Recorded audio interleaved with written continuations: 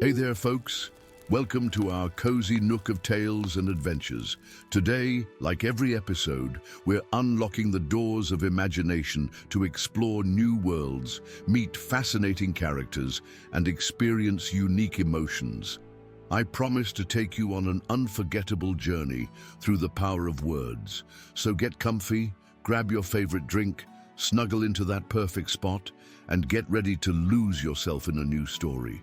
Leave the outside world behind for a while and dive with me into the depths of storytelling. If you enjoy our content and want to support the channel, consider hitting the subscribe button and giving the video a thumbs up. Now, without further ado, let's dive into today's story.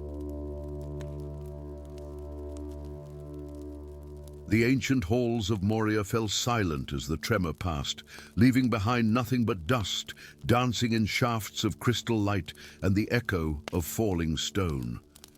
In the chamber of memories, deep within the seventh level, a wall had collapsed, revealing a sealed alcove untouched for 1,000 years.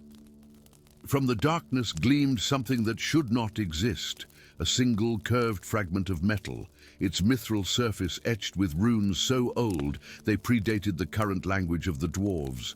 The fragment of Durin's crown, lost since the Third Age, had returned to the world of the living. Azruella pressed herself against a column, her heart thundering in her chest as she watched the assembled clan elders argue over the discovery. She shouldn't be here. Half-bloods were forbidden in sacred chambers, but curiosity had always been her downfall. At 19, she stood taller than any pure-blooded dwarf, her beard sparse and soft, where theirs grew thick and coarse, her eyes a startling emerald green, instead of the earthy browns and blues of her kin. Neither fully dwarf nor human, she belonged nowhere and to no one, tolerated only for her uncanny skill with broken things. The prophecy speaks clearly, intoned Balder Stoneheart, eldest of the Longbeard clan, his voice grave as mountain stone. When the crown is divided, the kingdom shall fall, and only one who carries the blood of all clans can restore it. A convenient interpretation, sneered Kargan of the Stiffbeards, his white-streaked beard bristling. Your clan has always coveted the crown's power. The crown was broken into 3 pieces, interrupted Magistrate Orla of the Firebeards, her copper-hued beard adorned with rune-etched beads. This is but one fragment. The others could lie anywhere in the vastness of Moria or beyond. Azruella leaned forward, straining to hear as the debate grew heated. Her movement dislodged a small stone, which clattered across the polished floor with a sound like breaking glass in the cavernous chamber. 7 heads turned as one, and 14 eyes found her half-hidden form with expressions ranging from shock to disgust. "The half-breed," hissed Kargan, "spying on sacred matters." "I wasn't," Azruella began, but her protest died as 2 guards seized her arms, dragging her into the circle of elders. The fragment of the crown lay on a velvet cushion at the center, and as she was pulled toward it, the metal began to emit a soft, pulsing glow. "Stop!" commanded Balder, raising a gnarled hand. The guards halted, still gripping Azruella tightly. The ancient dwarf's eyes narrowed as he studied the glowing fragment. Then the half-blood girl, "Bring her closer to the crown." "Elder Balder, surely you don't mean to let this mongrel near our sacred relic?" protested Kargan, but Balder's authority was absolute. With reluctance, the guards pushed Azruella forward until she stood directly before the cushion. The fragment's glow intensified, casting her face in ethereal light. Runes along its edge shifted, rearranging themselves before the astonished eyes of the assembly. "By Durin's beard," whispered Orla. "The prophecy speaks of blood from all clans." Azruella stared at the fragment, transfixed. Something about it called to her, a silent song that vibrated in her bones. Without thinking, she reached out, her fingers hovering above the gleaming metal. "Don't touch it!" Kargan shouted, but too late. As her skin made contact with the crown fragment, a surge of energy coursed through Azruella's body. Visions flooded her mind. The great forges of Moria in their glory days, the 7 clans united under one ruler, and then darkness, betrayal, a desperate act to prevent the crown's power from falling into corrupted hands. The breaking of the crown, its 3 pieces hidden in distant corners of the vast kingdom by guardians sworn to secrecy. When the vision cleared, Azruella found herself on her knees, the fragment clutched to her chest. The elders stood in a circle around her, their faces pale with shock. "She touched it and lives," murmured Balder. "More than that, it accepted her." "What did you see, girl?" demanded Orla, her usual sternness tempered with reluctant curiosity. Azruella's voice came as if from a distance. "I saw how it was broken, where the pieces were hidden." She looked up at the circle of ancient faces. The second fragment lies in the lightless deep, guarded by something ancient. The third is in the Starfall cavern, beyond the eastern delving. A heavy silence fell over the chamber, broken at last by Kargan's scornful laugh. "Convenient indeed, sending us on a wild chase based on the hallucinations of a half-breed. I will not—" "You will," interrupted Balder, his tone leaving no room for argument. "The crown has chosen its bearer, as the prophecy foretold. Azruella will lead us to the remaining fragments." "I will," Azruella whispered, still dazed from the vision. "You must," Balder replied, his ancient eyes holding hers.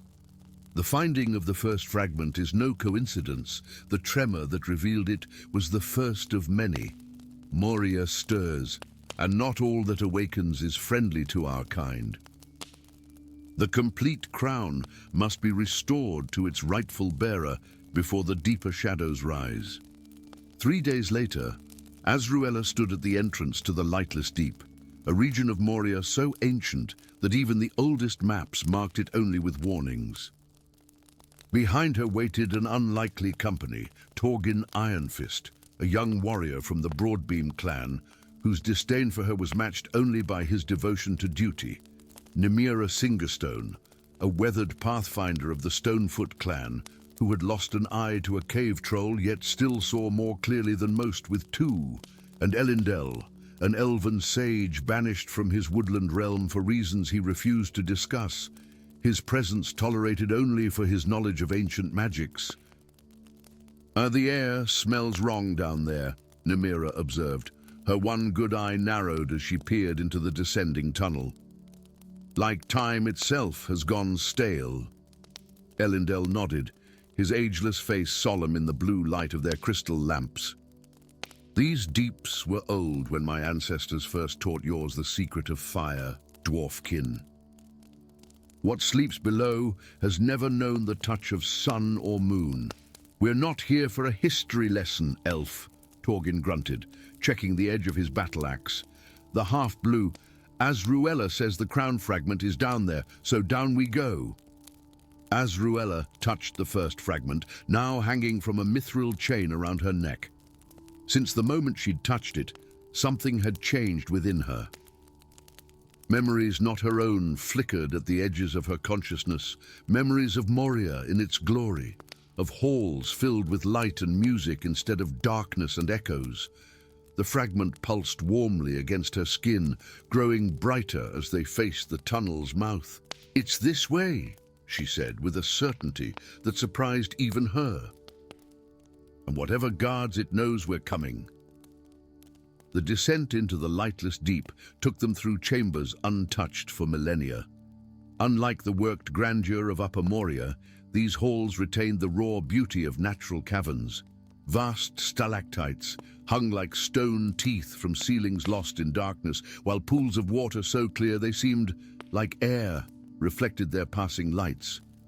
But beauty gave way to strangeness as they descended further. Crystals grew in impossible patterns, defying the laws of nature. Mushrooms taller than Torgin swayed without wind, their caps emitting a phosphorescent glow. "We're being watched," Nemira murmured, as they entered a vast cavern where the stone floor had been worn smooth by the passage of something massive, something old and patient. Azruella nodded, feeling the weight of unseen eyes. The fragment at her throat pulsed more urgently now, its light casting long shadows as she followed its pull toward a natural dais at the cavern's center.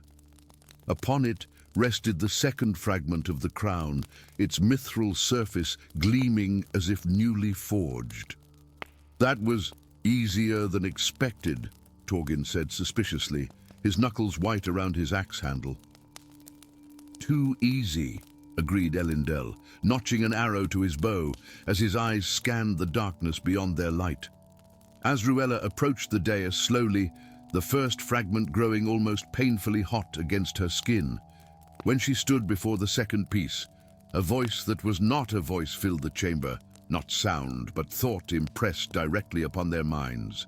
"At last, the bloodline returns. I have guarded this treasure since the breaking, waiting for one who carries the essence of all 7 houses."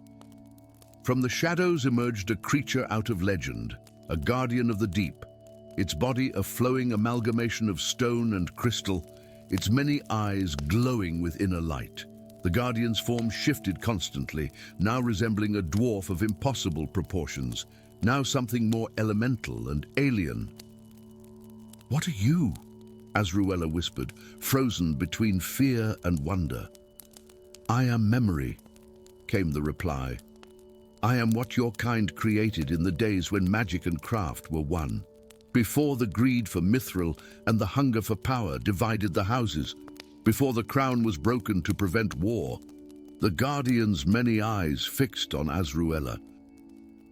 "You carry the blood of all houses, Longbeard, Firebeard, Broadbeam, Ironfist, Stiffbeard, Blacklock and Stonefoot, diluted with the bloodline of men, yet stronger for the mixing.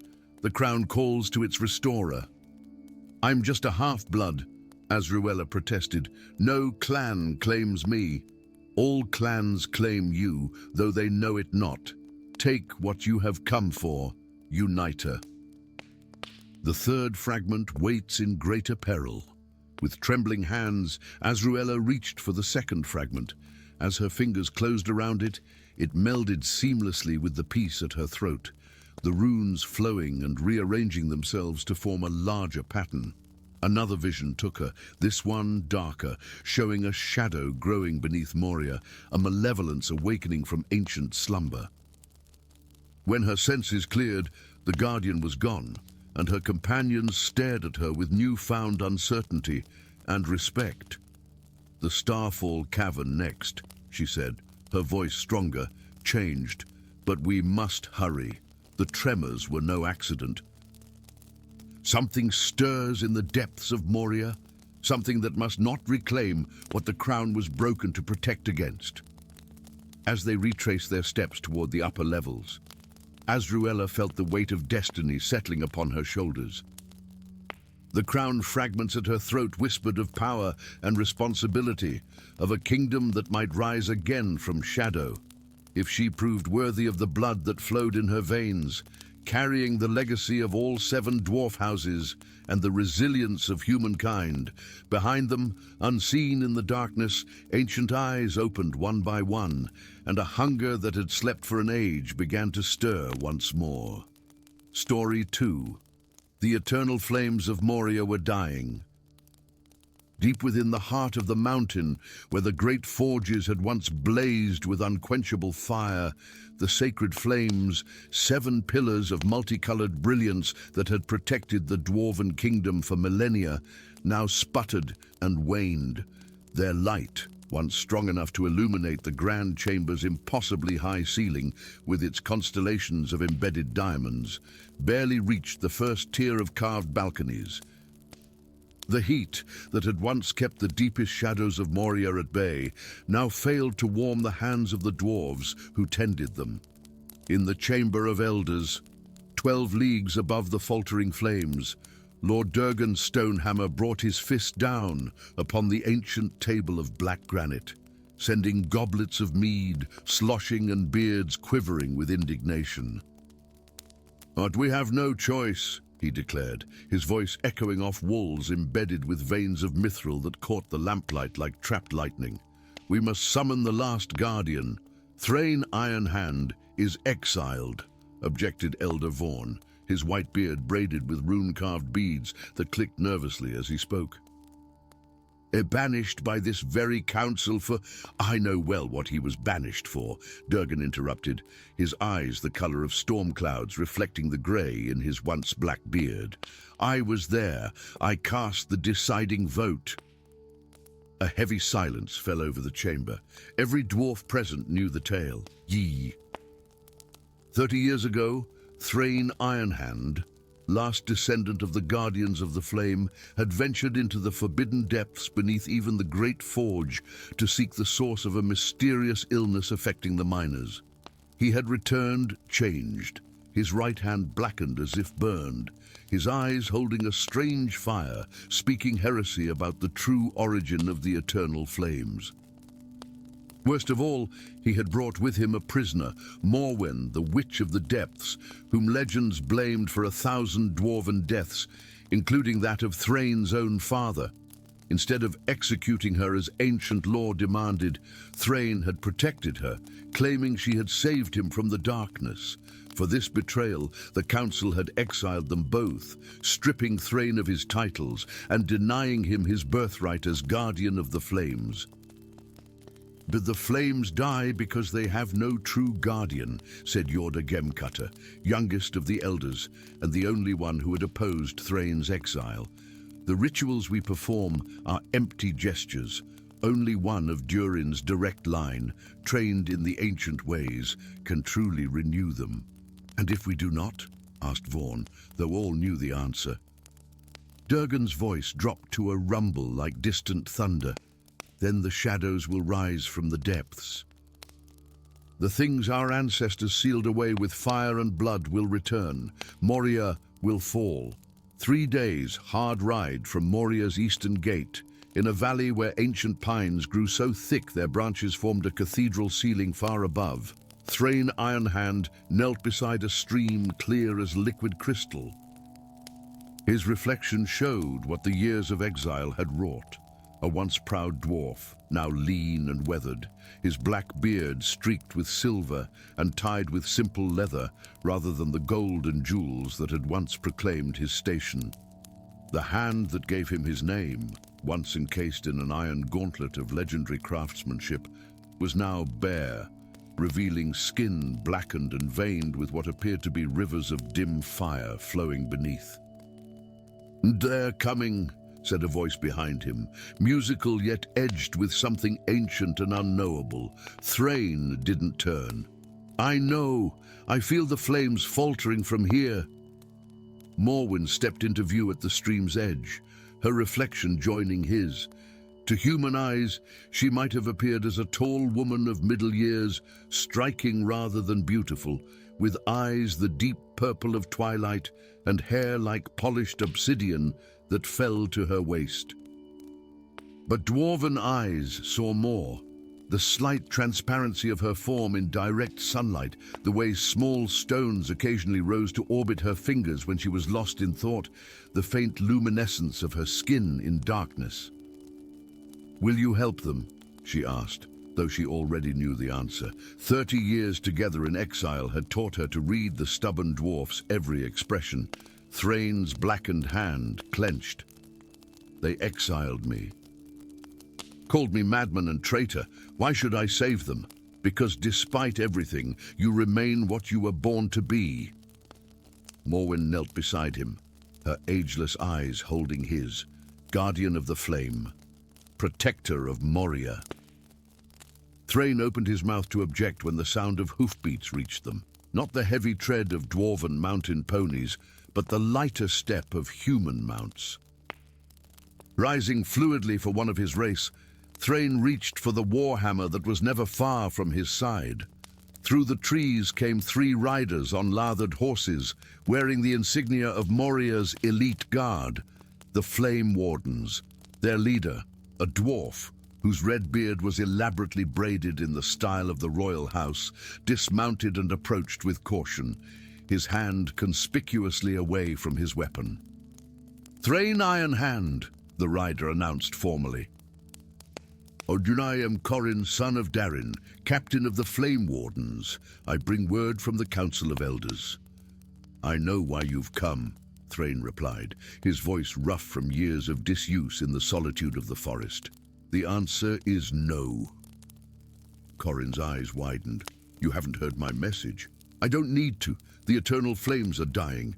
The Council wants me to return and save them, as only a guardian can. But they exiled me for speaking truth, and they exiled her," he gestured toward Morwen, "for crimes she never committed." The captain's gaze flickered to Morwen, and despite his training, he could not suppress a shudder. Every dwarfling knew the tales of Morwen, the soul thief, who had lured Thrain's father, Thror, to his death in the depths beyond the Firemere. "The Council offers full pardon," Corin said carefully, "for both of you. Your titles and lands restored. All they ask is that you return and perform the ritual of rekindling." Thrain laughed bitterly. Generous now that fear grips them. "Tell me, Captain, did Elder Durgan mention what happens if the flames die completely?"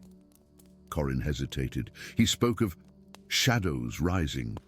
"Shadows," Thrain echoed. A convenient simplification. What rises is far worse than shadow. He turned away, gazing into the depths of the forest. "Go back to Moria, Captain. Tell the Council that their true enemy isn't in the depths, it's in their midst." "Thrain," Morwen's voice held warning. "They need to know." A moment of silent communication passed between the exiles, a language of glances built over decades of shared solitude. Finally, Thrain nodded. "The flames are not dying by chance," he told Corin. "They're being deliberately weakened. I suspected it 30 years ago when I found trace elements in the sacred oils that should not have been there. That's why I sought the source in the depths, why I found Morwen imprisoned by the same forces that now threaten Moria." "Imprisoned?" Corin's brow furrowed. "But the histories say what the Council of Shadows wants them to say," Morwen interrupted, her voice carrying the weight of centuries. "I am far older than your kingdom, dwarf. I was ancient when your ancestor Durin first looked into the Mirrormere. I was guardian of the deep fire before your kind claimed it as your own." "What are you?" Corin whispered. "She is one of the flame kindlers," Thrain answered. "Beings of pure energy who shaped the world's molten core in ages past. The last of her kind not corrupted by darkness." His blackened hand flexed, revealing veins of fire more clearly. "She saved me in the depths by sharing her essence. That's why I can still feel the eternal flames from leagues away, and why I know they're being poisoned." Corin's face had gone pale beneath his beard. "Who would do such a thing? Who could?" "The Council of Shadows," Morwen said gravely. "Dwarves who have served the darkness in secret for generations, preparing for this moment, when the ancient barriers weaken enough for their true master to return." "We must warn the elders," Corin insisted. Thrain's laugh held no humor. "The elders? Who do you think leads the Council of Shadows? Why do you think I was exiled so quickly when I returned with Morwen and spoke of conspiracy?" Understanding dawned in Corin's eyes, followed by horror. "Elder Durgan sent us." "And what were his exact words?" Thrain asked, suddenly intent. He said to bring you back by any means necessary, that the ritual must be performed before the new moon, 3 days hence." Corin's hand moved unconsciously to his sword hilt. "He said if you refused, we should take your hand, your right hand specifically, and return with it, as it contains enough of your bloodline to complete the ritual without you," Morwen hissed. a sound like steam escaping superheated stone.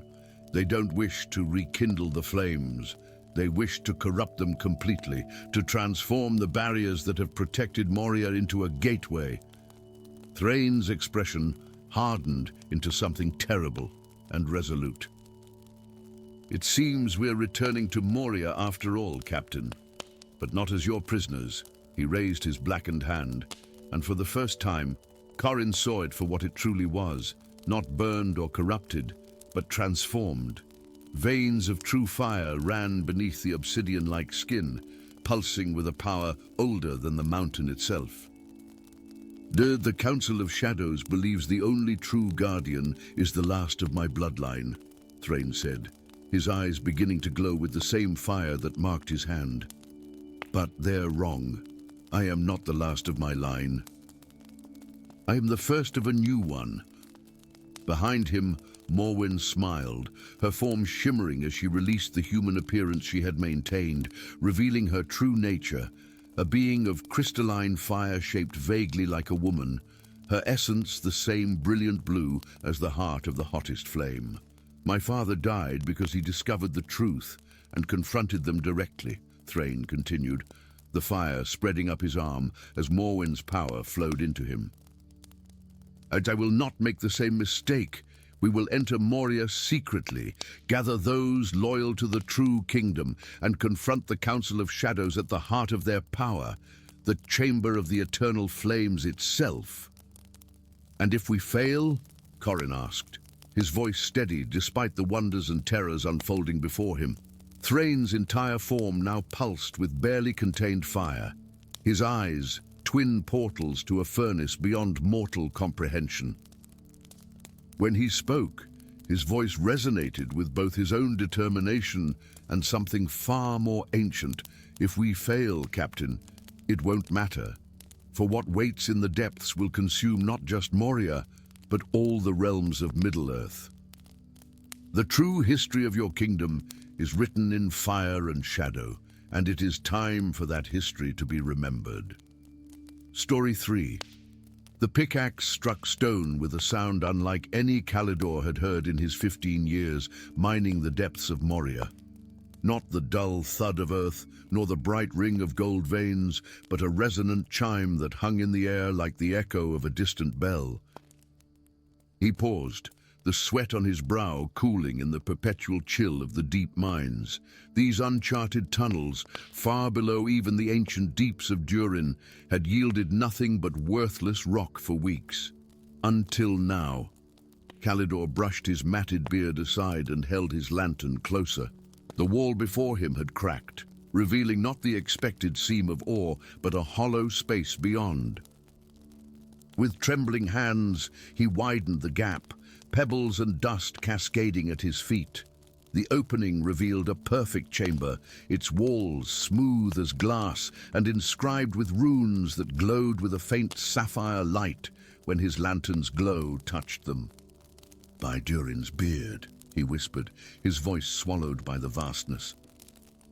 The chamber was vast, its ceiling lost in darkness above, its floor an expanse of polished obsidian that reflected his lone figure like a mirror of black water, and at its center, resting upon a pedestal of twisted silver, sat an object that made his heart stutter in his chest, an egg, but not like any egg the miner had ever seen. It stood taller than his knee, its surface a mosaic of what appeared to be stone scales in hues of midnight blue and burnished gold. Petrified, ancient, yet something about it pulsed with dormant life. Against all caution, against every tale warning of treasures best left undisturbed, Kalidor approached. The runes along the walls brightened with each step, as if awakening from a long slumber. When he stood before the pedestal, the egg's surface began to gleam, hairline fractures of golden light spreading across its stony shell. "Don't be afraid," came a voice that was not a voice, more a feeling that formed words in his mind. "You have been expected, though we had nearly abandoned hope." Kalidor spun around, his lantern casting wild shadows, but he was alone in the chamber. "Who speaks?" he demanded, his hand moving to the mining hammer at his belt. "I do." The not voice again, but now Calidor realized it emanated from the egg itself. "The last of my kind, sleeping beneath the mountain since the sundering. I have waited for one whose heart beats in rhythm with the ancient songs." The miner's mouth went dry. Every dwarfling knew the legends, the great worms, the devourers, the enemies of all free peoples. "Dragon," he whispered, "once we had names." The presence in his mind seemed to sigh. "Now I would know yours before I wake fully." "Calidor," he answered, surprising himself. "Calidor, son of Balin, of the Deep Delvers." "Calidor," the presence seemed to taste the name. "Place your hand upon my shell, Calidor of the Deep Delvers, if you would know truth rather than legend." Every instinct warned against it. Dragons were fire and death, the ancient enemy. Yet something deeper than caution, older than fear, guided his calloused hand to the fractured surface of the egg. Light exploded through the chamber as his skin made contact. Visions flooded Calidor's mind. Vast caverns filled with dragons and dwarves working side by side, great forges where dragonfire tempered metal no mundane flame could touch, ceremonies where dragon and dwarf shared blood oaths of protection and loyalty. And darker images, betrayal, war, a cataclysmic battle where the very foundations of the mountain trembled, and finally, a desperate ritual to preserve the last unhatched dragon, hidden away until hearts uncorrupted by ancient hatreds might be found again. When the visions faded, Calidor found himself on his knees, tears streaming into his beard.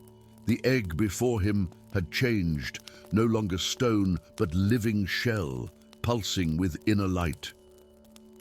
And within his chest, a new awareness burned like a coal, a connection to the consciousness within the egg, fragile yet unbreakable. "The histories," he gasped.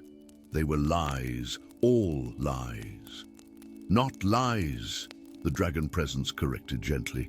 "Merely the victor's truth. Your ancestors did not build Moria, Calidor. They conquered it." Before he could absorb this revelation, a new sound echoed through the chamber, the rhythmic march of armored boots. Calidor turned to see torchlight approaching through the opening he had made. The mining patrol had found him, which meant, "Lord Vargas," he breathed, cold dread settling in his stomach. The commander of the guard entered the chamber like a storm, his silver armor gleaming in the runelight, his beard braided with tokens of battle. A dozen guards flanked him, weapons drawn. His cold eyes took in the scene, the ancient chamber, the glowing egg, the kneeling miner, and a smile like a blade edge cut across his face. "Calidor Deep Delver," he intoned, his voice resonating in the vast space. "It seems your worthless life has finally yielded something of value to Moria." Calidor rose slowly, positioning himself between Vargas and the egg. "My lord, this place is sacred. These ruins are the property of the kingdom." Vargas cut him off, striding forward, as is everything found within them. "Step aside, miner." The connection in Calidor's chest flared with alarm. "I cannot," he said, surprised at the steadiness of his own voice. "This is no mere treasure. It lives."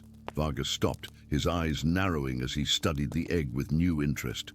"A dragon," he said, not a question but a realization. "After all these centuries, do you know what this means, miner? The surface kingdoms would tremble before Moria if we commanded such a beast." "The dragon is not a weapon," Calidor protested. "The histories are wrong. They were allies once, protectors." "Silence!" Vargas thundered. "Your time in these depths has addled your mind. Guards, secure the egg. And take this fool to the upper cells for questioning about his discovery." Two guards moved toward Calidor, but as they approached, the runes along the walls flared blindingly bright. The egg pulsed in response, its shell cracking further, golden light spilling like liquid from the fissures. It's hatching, Vargas breathed, greed and wonder warring in his expression. No, Calidor said, the knowledge flowing through his newfound connection. It's defending itself, and me. He placed his hand once more upon the egg, and the light enveloped him. When it receded, the guards and Vargas found themselves facing not just a common miner, but a man transformed, his eyes now holding the same golden light that emanated from the egg, ancient runes glowing beneath his skin like veins of precious metal.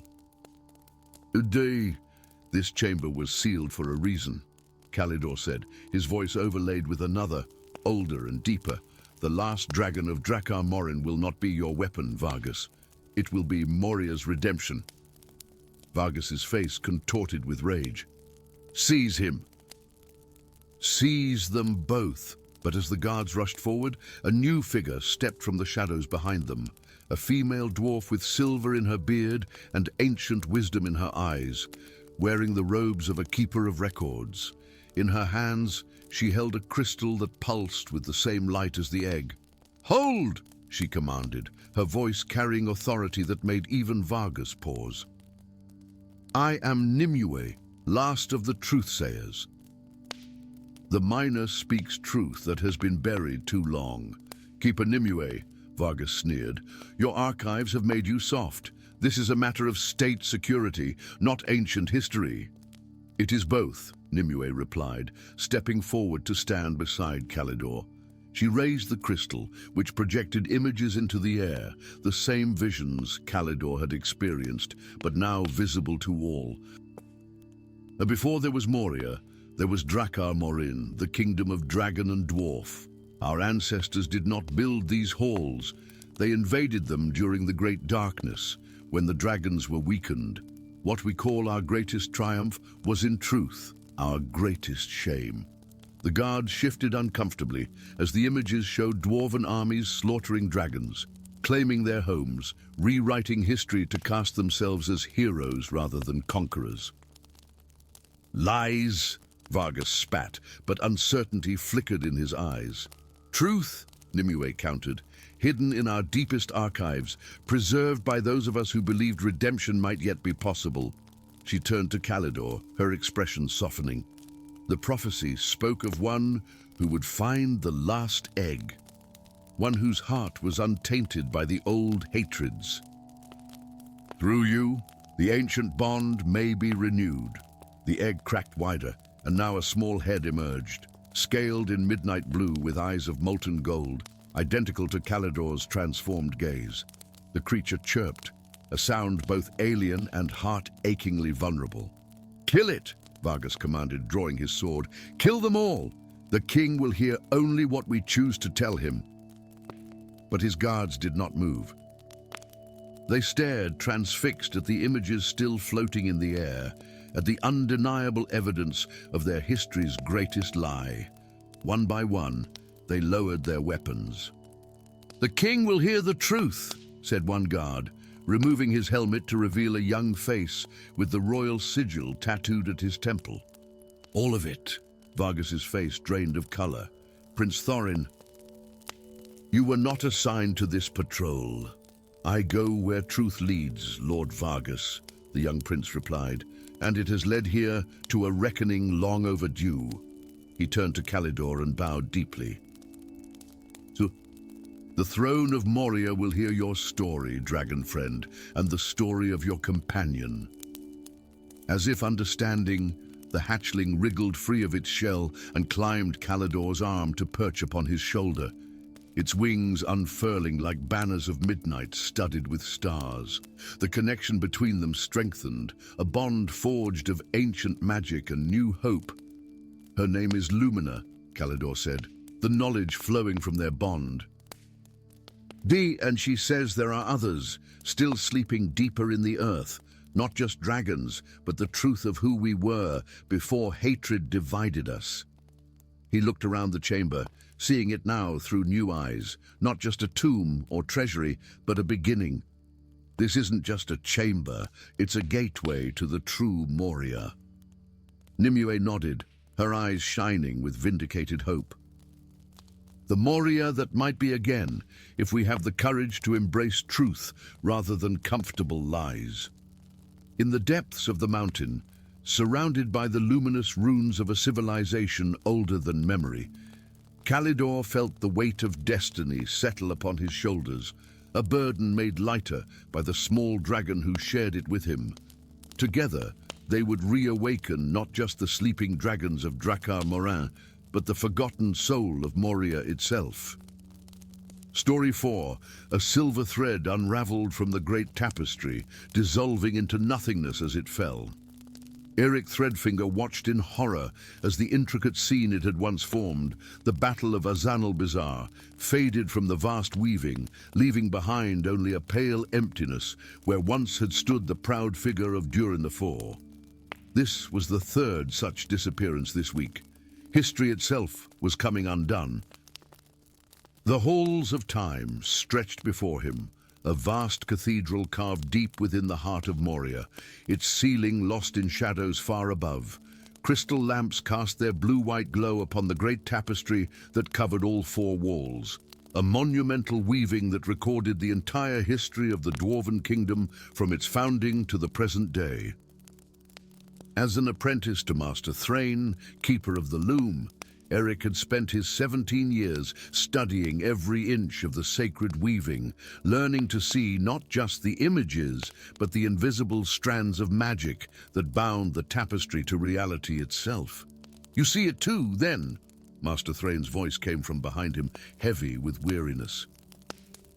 The old dwarf's beard was more silver than red now, his eyes clouded with cataracts, yet still able to perceive the mystical threads that remained invisible to most. "The unraveling accelerates." Eirik nodded, his fingers tracing the air before the empty space. "It's as if the threads aren't just falling away, they're being cut." His fingers tingled as they passed through the space where the magic had once been strongest. "Master, I can still feel the resonance. The event hasn't been erased from history itself, only from the record." Master Thrain's eyes narrowed. "Impossible. The tapestry doesn't merely record history, it anchors it. What vanishes here becomes legend, then myth, then is forgotten entirely." He stroked his beard, leaving behind traces of gold and silver dust from his morning's work at the loom. Unless a bell tolled somewhere deep within the halls, the somber sound of the watcher's alert. Both master and apprentice turned toward the entrance arch, where a guard appeared, his armor bearing the emblem of the silver hammer. "Master Thrain," the guard announced formally, "your presence is required by the Council of Elders. There has been another incident." Master Thrain exchanged a worried glance with Eric. "Attend to the southern corner," he instructed his apprentice quietly. "The binding threads need strengthening. I'll return before the evening bells." But Master Thrain did not return. Instead, as twilight deepened in the world far above, turning the hidden sky shafts from blue to indigo, Eirik found himself hiding behind the great loom as voices approached the halls of time, unfamiliar voices speaking in hushed, urgent tones.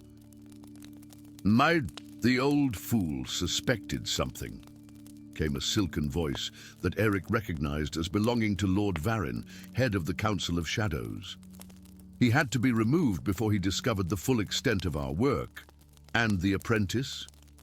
This voice was female, cold as the deepest shafts of Moria. "The boy knows nothing. Besides, he'll make a convenient scapegoat. The guards already seek him for his master's murder." Eric's blood froze in his veins. "Murder? Master Thrain?" He pressed himself deeper into the shadows behind the loom, scarcely daring to breathe as the speakers came into view. Lord Varin in his black robes edged with silver runes, and beside him a tall figure cloaked and hooded in midnight blue. The hooded figure approached the tapestry, raising gloved hands toward the section depicting the great alliance between dwarves, elves, and men. With a gesture like a weaver pulling thread, the figure extracted a glowing silver strand from the fabric. The entire scene trembled, then began to fade. "The memory of alliance weakens," the cold female voice said with satisfaction. "Soon they will remember only ancient grudges, and our task will be simpler." "The boy must still be found," Lord Varyn reminded her.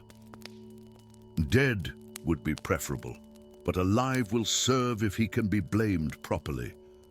Eric didn't wait to hear more.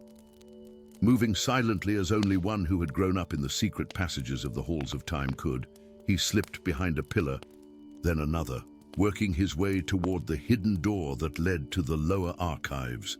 His heart hammered against his ribs, grief and fear warring within him. Master Thrain dead, murdered, and he himself blamed for the crime. The lower archives welcomed him with dust and shadow, the crystal lamps here dimmed with age and neglect. Eric moved swiftly through the stacks of ancient scrolls and forgotten tomes, heading for the passage that would lead to the Old Warren, a maze of abandoned dwellings from an earlier age of Moria. There he might find temporary shelter while he decided what to do next. He had just reached the narrow doorway when a voice behind him said quietly, "Running only makes you look guilty, Threadfinger." Eric spun around, hands raised instinctively in defense, only to find himself facing a slender figure perched atop a bookshelf. The girl, for she was clearly no dwarf, too lithe and lacking a beard, grinned down at him with disconcerting cheer, her sharp features framed by short-cropped hair as black as raven feathers. "Who are you?" Eric demanded, backing toward the doorway. "How do you know my name?" The girl hopped down with feline grace, landing noiselessly despite the considerable drop. "I know many things. Names, secrets." Her grin widened, showing teeth too sharp to be entirely human. "Memories." Something in the way she said the last word made Eric's skin prickle. "You're a memory thief," he breathed, recalling old tales of shadowy figures who could steal recollections with a touch, leaving their victims hollow-eyed and confused. "An umbral." She bowed with mock formality. "Lyra Nightshade, at your service. And you are a weaver, or an apprentice weaver at least, one who can see the threads that bind memory to reality." Her smile faded, replaced by something more calculating. "One who has just become the most wanted criminal in Moria." "I didn't kill my master," Eric protested. "Of course you didn't," Lyra agreed easily. "Lord Varyn and the Midnight Lady did, or had it done, more likely.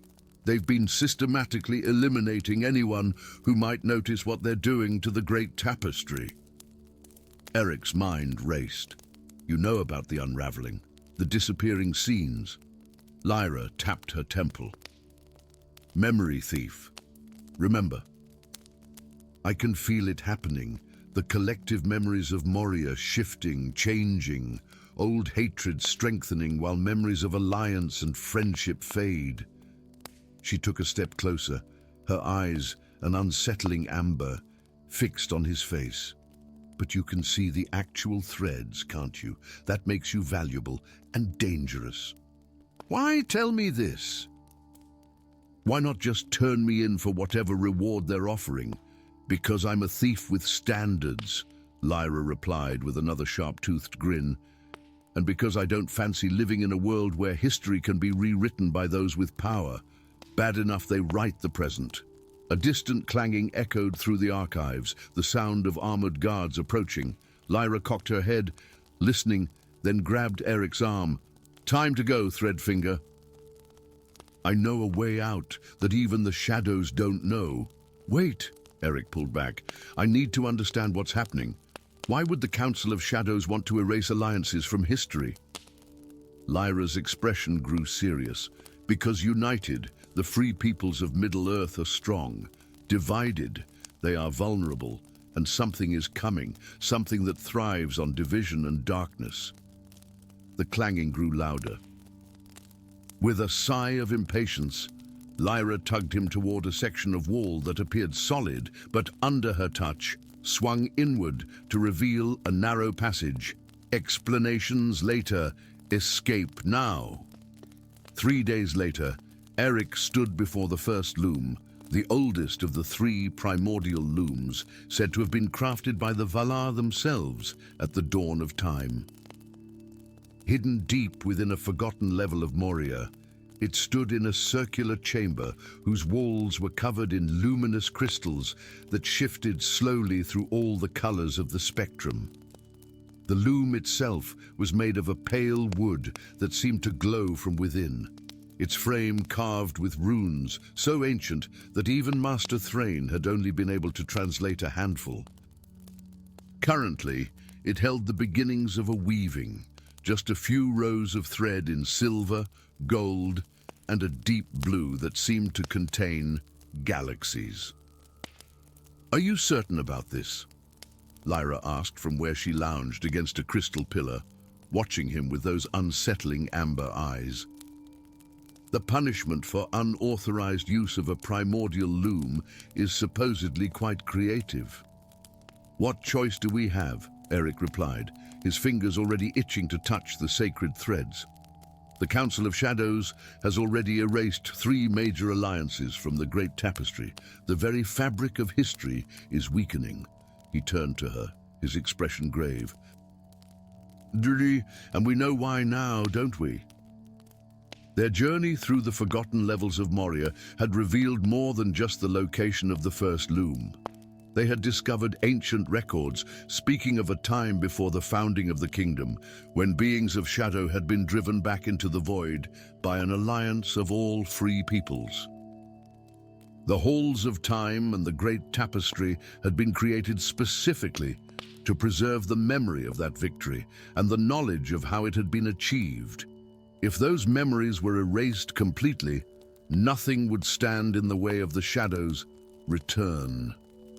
Lyra straightened, her usual sardonic expression replaced by something more solemn. "Do it, then. I've stolen enough memories from the Elven Guardian to operate the loom. Let's see if we can repair some of the damage before the shadows realize where we are."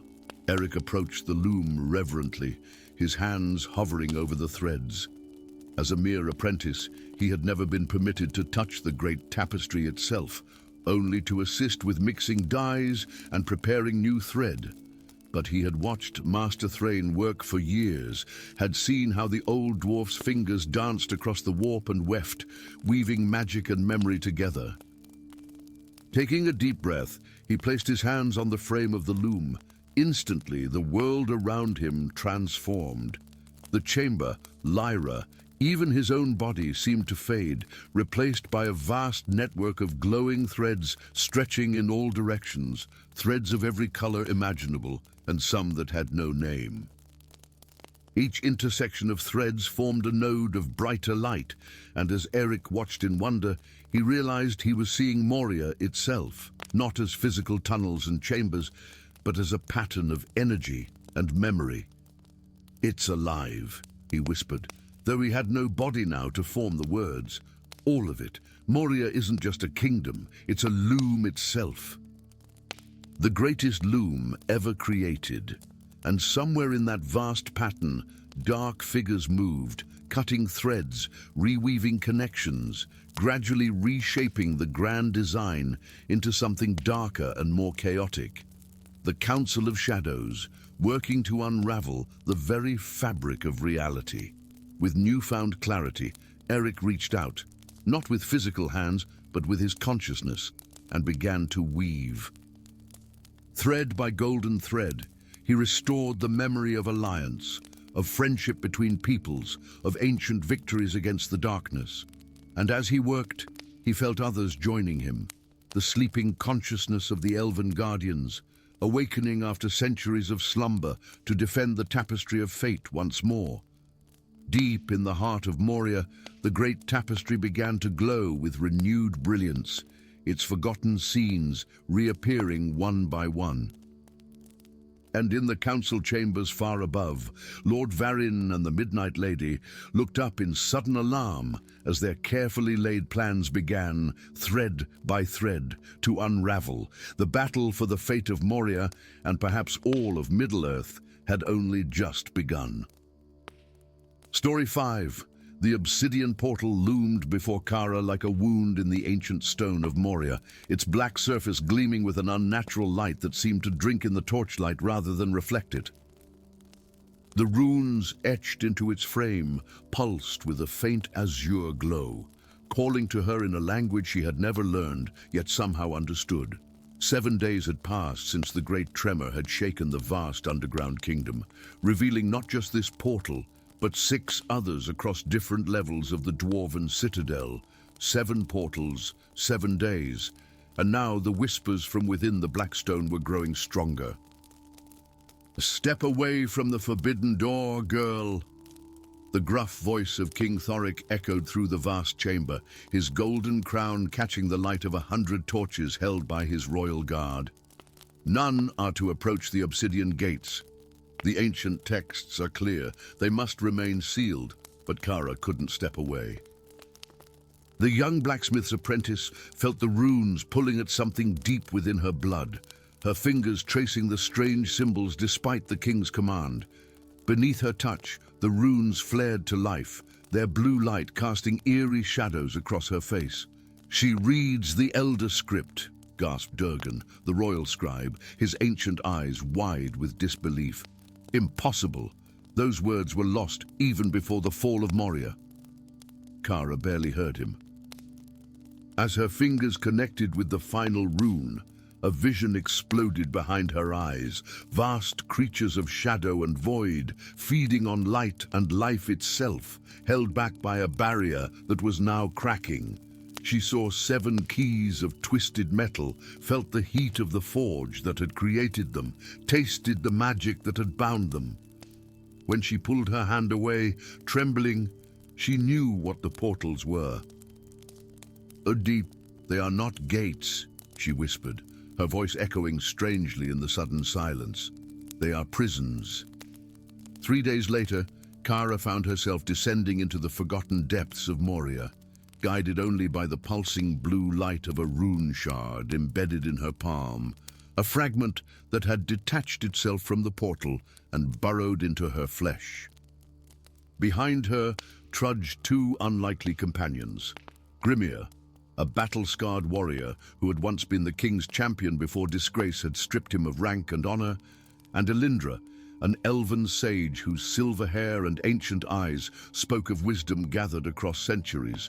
"The second portal lies ahead," Kara murmured, feeling the pull of the rune shard growing stronger. "We must hurry." "I can feel it weakening." Grimir adjusted the star-forged blade strapped to his back, a weapon of midnight metal that seemed to absorb the torchlight, just as the portals did. "I still don't understand why the king changed his mind so quickly," he muttered. "One moment he forbids all approach to the portals, the next he sends us on this fool's errand. Because he saw what I saw when I touched the runes," Kara replied, her eyes fixed on the winding tunnel ahead.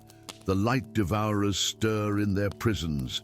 If even one breaks free, it will consume everything in its path: magic, life, even the very stone of Moria itself." Elindra's soft voice floated between them like silver mist. "And this, the king did not change his mind willingly, warrior. He changed it because of fear. The ancient histories in my keeping speak of the primordial forgers who built these prisons eons ago, before dwarves claimed these halls as their own. They chose your ancestors as guardians, entrusting them with the secrets of the 7 keys of the abyss." "Secrets now lost," Grimir growled. "Not lost," Kara whispered, "just forgotten." Her hand burned where the rune shard pulsed beneath her skin. "I can see them, fragments of memory not my own. The primordial forgers were neither dwarf nor elf, but something older.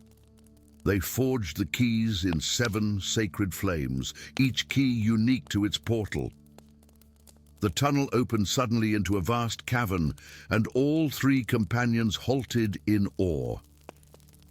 Before them spread an underground lake of perfect stillness, its black surface reflecting the stalactites above, like a mirror to another world. In the center of the lake rose a small island of white stone, and upon it stood the second obsidian portal, taller than the first and carved with more complex runes. "It's already cracking," Elindra whispered, pointing to a thin fracture running across the obsidian surface. As if in response to her words, the fracture widened slightly, and a sound like distant screaming echoed across the water. The surface of the lake rippled, though no wind disturbed the still air of the cavern. "We need a boat," Grimir stated, scanning the shoreline. "No," Kara replied, stepping forward until her boots touched the water's edge. "We need faith." And with that, she placed her foot upon the water's surface and did not sink. The rune in her palm flared brilliantly, and the water beneath her foot solidified into a pathway of blue light. With each step she took, the pathway extended before her, leading directly to the island. Grimir and Elindra exchanged glances of astonishment before following cautiously in Kara's footsteps. Upon reaching the island, Kara approached the portal, her heart pounding against her ribs. This close, she could feel the malevolence radiating from within, ancient, hungry, patient. The fracture had widened further, and through it she glimpsed swirling darkness and a hunger vast enough to devour worlds. "What do we do now?" Grimir asked, his hand instinctively reaching for his star-forged blade. Kara closed her eyes, letting the memories flowing from the rune shard guide her. "We need the second forge," she murmured. "It lies beneath this very island. The key must be reforged where it was first created." As if responding to her words, the white stone beneath their feet began to shift, rearranging itself to reveal a spiraling staircase descending into darkness. From below rose the red glow of ancient fire and the distant ringing of hammers on anvils long abandoned. "The forge awakens," Elindra breathed. "It recognizes your blood, Kara." "My blood." Kara turned to the elven sage in confusion. Elindra's ancient eyes held both wisdom and sorrow. "Did you never wonder why you alone can read the runes? Why they speak to you? You carry the blood of both worlds, dwarf and primordial forger, the last of their line, born to renew the ancient pact when the time came." Before Kara could respond, a terrible cracking sound echoed through the cavern. The fracture in the portal widened suddenly, and through it reached a tendril of pure darkness, writhing like smoke, yet solid enough to leave scorched stone where it touched. "No time for revelations," Grimir growled, drawing his star-forged blade. The weapon hummed with power, its edge glowing with the same blue light as Kara's rune shard. "The prison weakens. We must act now." The warrior leaped forward, his blade slicing through the dark tendril. It severed with a screech that pierced their minds rather than their ears, the cut end dissolving into nothingness. But where one tendril had been, 2 more now emerged, reaching hungrily toward the living beings before them. "To the forge!" Kara cried, plunging down the spiraling staircase. Her companions followed, Grimir slashing at the pursuing tendrils, while Elindra muttered ancient elven wards that momentarily held the darkness at bay. The second forge lay in a spherical chamber beneath the island, a place where physics seemed to bend upon itself. The walls, floor, and ceiling were covered in the same runes that marked the portals, and at the chamber's heart burned a flame unlike any Kara had ever seen. Not red or orange or yellow, but a blue so deep it bordered on violet, floating unsupported in the air. "The primal flame," Elindra whispered reverently. One of the 7 original fires of creation. Kara felt the rune shard in her palm pulse in harmony with the floating flame. Without conscious thought, she approached the fire and thrust her hand into its heart. There was no pain, only a rush of knowledge and power that made her gasp.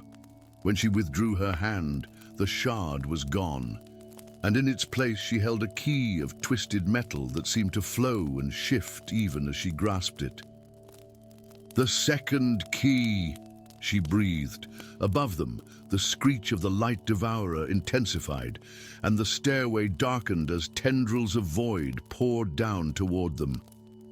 "We must return to the portal," Kara said, her voice somehow stronger now, resonating with authority she hadn't possessed before. "The key must be placed in its lock before the prison fails completely." They fought their way back up the stairs, Grimir's blade slicing through darkness, Elindra's magic creating brief shields of light, and Kara clutching the key that seemed to burn with its own inner fire.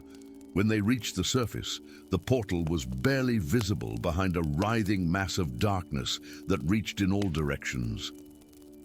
"I can't get close enough," Kara shouted over the terrible, mindless screaming of the creature. Grimir looked at her, then at his star-forged blade, and something like peace settled over his scarred features. "I can." Without another word, he charged forward, his blade cutting a path through the darkness. Wherever the star metal touched the void stuff, it dissolved into nothing, but there was too much, far too much. The warrior turned back toward Kara, now completely surrounded by the darkness that seemed unable to touch him directly while he held the blade. "The sword!" he called. "It was forged by the same hands that made the keys. It can part the darkness long enough, but I cannot both hold it and place the key." Understanding dawned in Kara's eyes. She threw the key with all her might, watching as it arced through the air toward Grimir's outstretched hand. The moment he caught it, he released his sword, which clattered to the stone as tendrils of darkness immediately began to close around him. With his last free movement, Grimir slammed the key into a keyhole in the obsidian surface that Kara hadn't noticed before. The effect was immediate. Blue fire erupted from the runes, racing across the portal's surface and consuming the darkness. The light devourer's screams rose to an unbearable pitch, then abruptly ceased as the last of its form was sucked back through the rapidly closing fracture. When silence fell, the portal stood whole again, the key now fused permanently with its surface. Of Grimir, nothing remained but his star-forged blade, lying innocently on the white stone. Kara approached slowly, tears streaming down her face as she lifted the weapon. It hummed in her grasp, somehow lighter than it should have been. 5 more portals, Elindra said softly behind her. 5 more forges, 5 more keys. Kara nodded, turning to face the elven sage with new determination hardening her features. "And no more sacrifices if I can help it." She strapped Grimir's blade to her back. "Let's go." The 3rd portal calls. As they retraced their steps across the light bridge, neither woman spoke of what they both knew. That with each portal, the light devourers would fight harder, the danger would grow, and the price of failure would rise. But in her heart, Kara carried a new certainty alongside her grief. She was born for this task. Her mixed blood, a bridge between worlds, just as she now must be a bridge between past and future.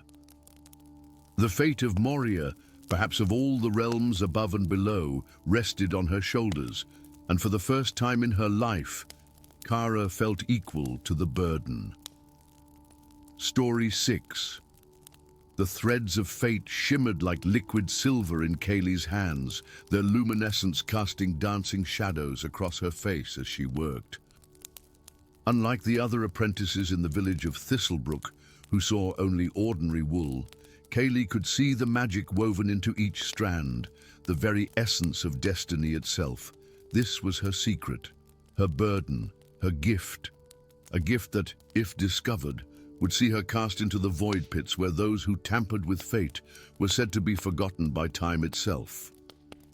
The ancient tower of the Weavers' Guild rose above Thistlebrook like a stone sentinel, its spire piercing the perpetual twilight that bathed the valley. Inside, Master Thaddeus hunched over his loom, his gnarled fingers moving with surprising dexterity as he worked on the destiny cloak of a newborn child. Kaylee watched from the shadows, mesmerized by the intricate pattern taking form, a life of hardship with brief moments of joy, a common enough fate in these troubled times. "You're lurking again, apprentice," Thaddeus called without looking up. "Either enter properly or be on your way. The threads don't appreciate an audience." Kaylee stepped into the chamber, clutching her own work, a simple practice piece that she had been laboring over for weeks. "Master, I've completed the basic weave as instructed, but—" She hesitated, knowing she had deviated from the assigned pattern. Thaddeus finally looked up, his milky eyes somehow seeing what others could not. He took the small square of fabric from her hands, his expression unreadable as his fingers traced the alterations she had made. Where there should have been a pattern of servitude, Kaylee had woven in threads of opportunity and choice. "Why, child," he whispered, "what have you done?" Before Kaylee could respond, the tower bells began to toll, not the measured rings that marked the hours, but frantic, desperate peals that signaled danger. Master Thaddeus moved with unexpected swiftness, pulling Kaylee toward a concealed panel in the wall. "They've come," he hissed, "the Destiny Hunters. They must have sensed your tampering." "But I only changed a practice piece," Kaylee protested as Thaddeus pushed her into the hidden space. "Take this." He thrust a bundle wrapped in oilcloth into her arms. "It is the unfinished cloak of Moria's true heir. I've kept it hidden for 18 years, waiting for someone with your gift. You must complete it, but only when you understand the price of changing fate." The wall slid shut, leaving Kaylee in darkness as the sounds of destruction echoed from beyond. She clutched the bundle to her chest, feeling the dormant power pulsing within it like a heartbeat. Through a small crack, she watched in horror as the chamber door splintered and figures in midnight blue cloaks swept in, their faces obscured by silver masks molded into expressions of serene indifference. "Where is the anomaly? Weaver!" The leader's voice was like steel scraping against stone. Thaddeus stood defiant, his frail body somehow imposing in the face of death. "There is no anomaly here, only the natural flow of fate." The architect disagrees. The hunter gestured, and two of his companions seized Thaddeus. "The pattern has been disrupted. A thread has been pulled that should have remained woven. Tell us where it is, and your end will be swift." Thaddeus smiled, a secret knowledge playing across his lips. "Even the architect cannot unpick what has already been set in motion." The leader nodded once, and Kaylee had to stifle a scream as blue flames engulfed her master, reducing him to ash in mere moments. As the hunters began to systematically destroy the tower, searching for evidence of the anomaly, Kaylee clutched the precious bundle and fled through the secret passage that led deep into the mountains. Days later, exhausted and half-starved, Kaylee stumbled upon a wounded man lying beside a mountain stream. His midnight blue cloak was torn and stained with blood, revealing the silver emblem of the Destiny Hunters on his chest. Her first instinct was to flee, but something in his pain-filled eyes, a questioning, a doubt, made her pause. "Kill me or help me," he rasped, "but decide quickly." "My brothers will not be far behind." Kaylee knelt beside him, her hands moving to staunch the wound in his side. "Why should I help a hunter?" "Because," he winced as she applied pressure, "I am no longer certain of our purpose. My name is Riven. I was there when your village burned, when the innocent were slaughtered in the name of preserving fate's design. And did that not trouble you before?" Kaylee asked bitterly. And we were told we served a greater good, Riven replied, his voice hollow, that sometimes threads must be cut to prevent the tapestry from unraveling, but lately the architect's methods have become extreme. He speaks of remaking the world entirely, of a new pattern that will allow the return of the primordial titans. Kaylee's blood ran cold.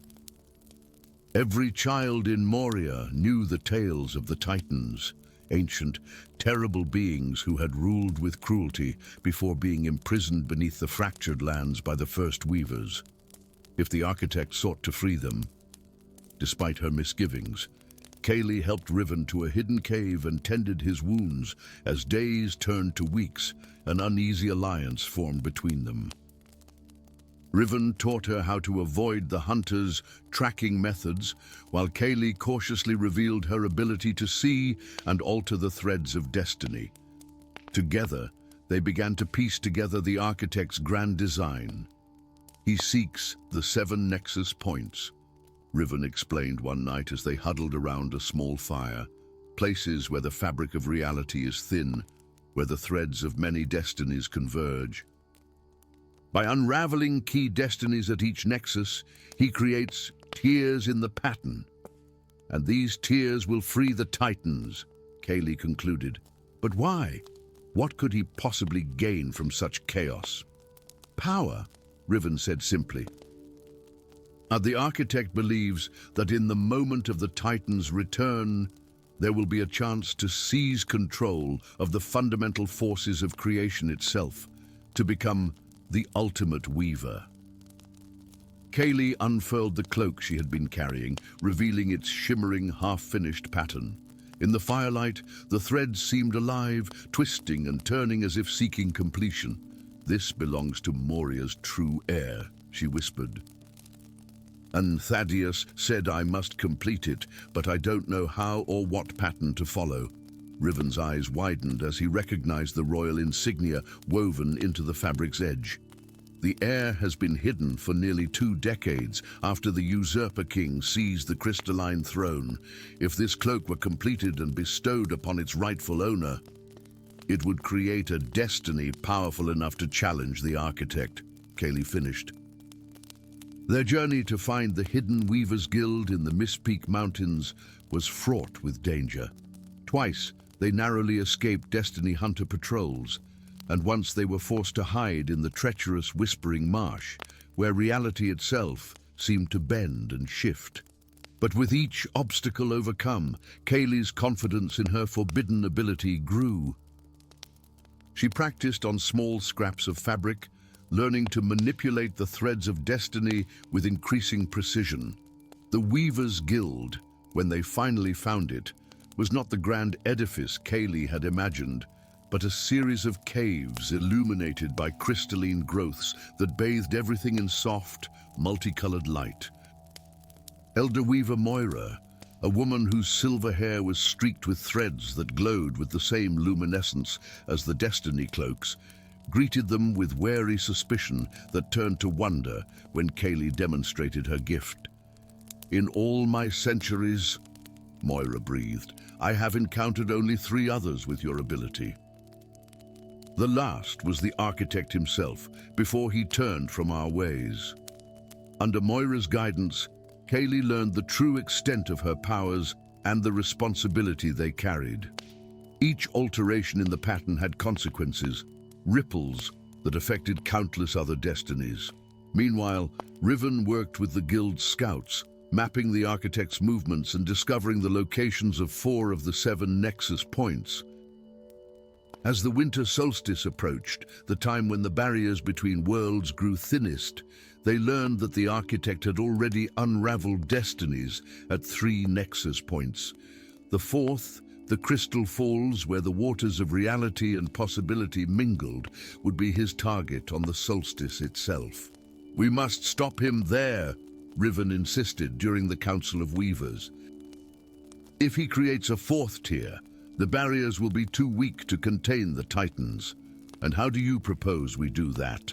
Elder Moira challenged. Even with Kaylee's gift, We are too few to stand against the destiny hunters. All eyes turned to the unfinished royal cloak, which now lay on a crystal table in the center of the chamber.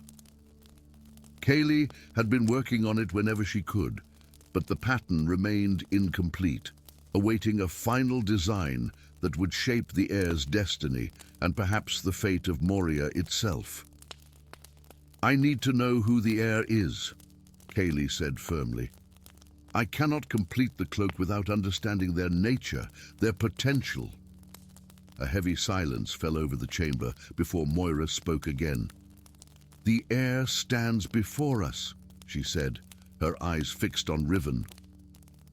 "And though he does not know it himself," the revelation struck like lightning. Riven, a destiny hunter, trained from childhood to serve the architect, was the true heir to the crystalline throne. His own destiny had been hidden from him, his cloak kept incomplete to protect him from those who would destroy him. As understanding dawned in Riven's eyes, Kaylee saw the threads of possibility swirling around him, seeking form and substance. In that moment, she faced the impossible choice that Thaddeus had warned her about: to weave for Riven the glorious destiny of a king reclaiming his throne, or to create something new, something unexpected that might save Moria but cost them everything they had come to cherish. The threads called to her, silver and gold and midnight blue, each promising a different future. And as the solstice moon rose over the Mist Peak Mountains, Kaylee made her choice and began to weave.